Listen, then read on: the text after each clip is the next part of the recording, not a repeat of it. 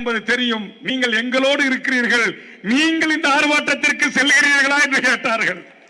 நான் சொன்னேன், இந்த ஆர்ப்பாட்ட பேரணிக்கல்ல, அதிமுக திமுகவோடு யார் எவரோடு கூட்டணி இருந்தாலும் இந்த மேடையிலே வீற்றிருக்கின்ற அத்தனை தலைவர்களும், இங்கு வாழ்த்தி சென்றிருக்கிற அண்ணன் ஜெயக்குமாரை தவிர அத்தனை தலைவர்களும் தமிழர் வாழ்வுரிமை கூட்டமைப்பில் இருக்கிற ஒற்றுமையாக இருக்கிற தலைவர்கள்.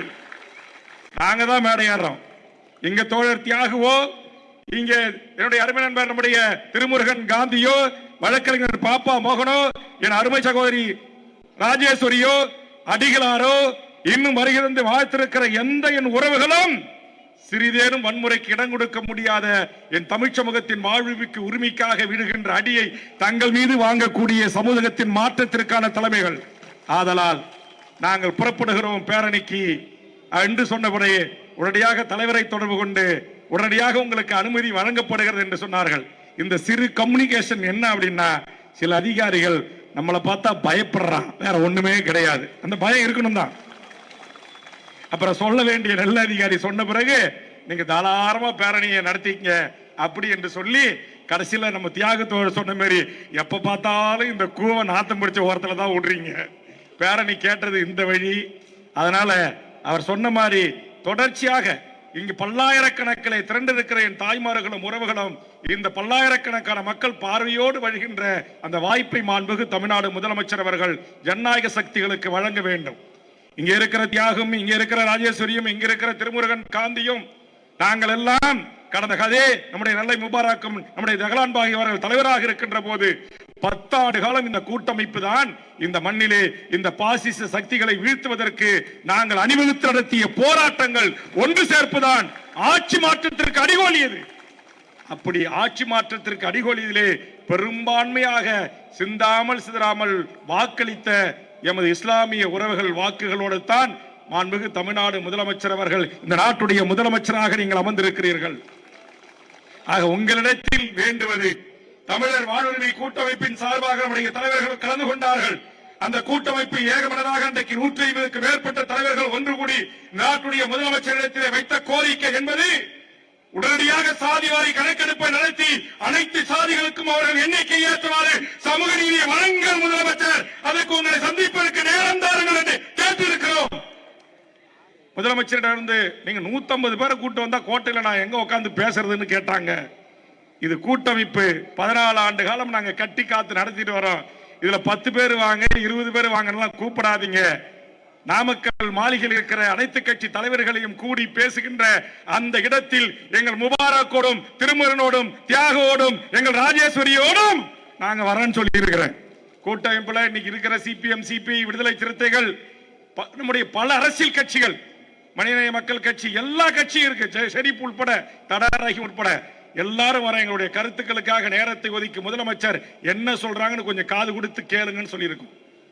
இன்னைக்கு 7% என்று தோழர் சொல்றார், தியாக சொல்ற 9% பிரிட்டிஷர் நமக்கு கொடுத்தான்றார். அதனால 7 வேணா 9 வேணா, சாதி வாரிய கணக்கெடுப்பு நடத்து.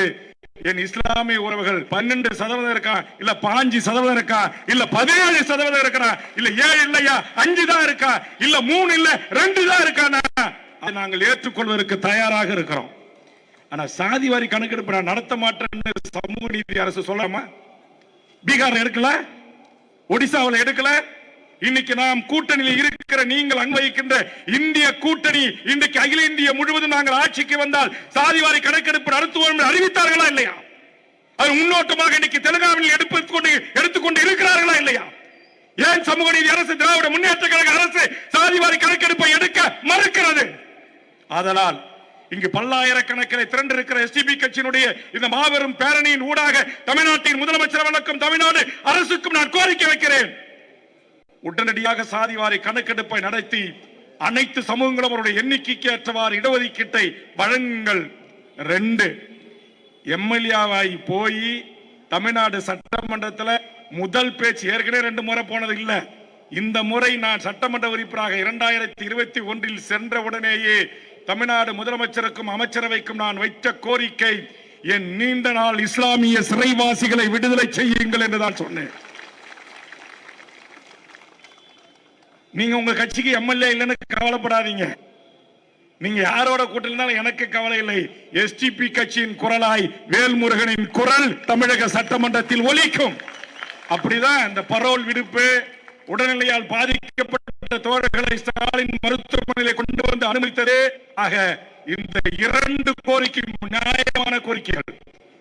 நாட்டுடைய பிரதமராக இருந்த ராஜீவ் காந்திக்கும் சாப்பிட்டவர்களை விடுதலை செய்கின்ற அதிகாரம் இருக்கின்ற தமிழக அரசுக்கு ஏன் இஸ்லாமிய சிறைவாசிகளை அனைவரும் விடுதலை செய்வதில் என்ன உங்களுக்கு தயக்கம்? யாருக்கு பயப்படுகிறீர்கள்? முதல்வர்களே, உங்களுக்கு இன்னைக்கு பரிந்து பேசுகிற கொஞ்சி உறவாடுகின்ற RSS சங் பரிவார கும்பல்கள், மோடி கும்பல்கள் உங்களுக்கு நிக்க மாட்டான். நாளைக்கு உங்கள் சமூக நீதி கோட்பாட்டுக்கும் ஆபத்து வருகிறது என்று சொன்னால் இந்த மேடையில் இருக்கிற தலைமைகள் தான் உங்களுக்காக வாதாடுவார்கள், போராடுவார்கள் என்பதை புரிந்து கொண்டு எமது எஸ்டிபி கட்சியினுடைய 2 கோரிக்கைகளையும் தமிழக முதல்வர் உடனடியாக ஏற்க வேண்டும். இங்கே தலைவர் உள்ளிட்ட இந்த ஆளுமைகளுடைய கோரிக்கையை வர இருக்கிற சட்டமன்ற கூட்டத்தொடரில் உங்களின் குரலாய், ஒட்டுமொத்த தமிழ் சமூகத்தின் குரலாய் வேல்முருகனின் குரல் ஓங்கி ஒலிக்கும். வாய்ப்புக்கு நன்றி, வணக்கம்.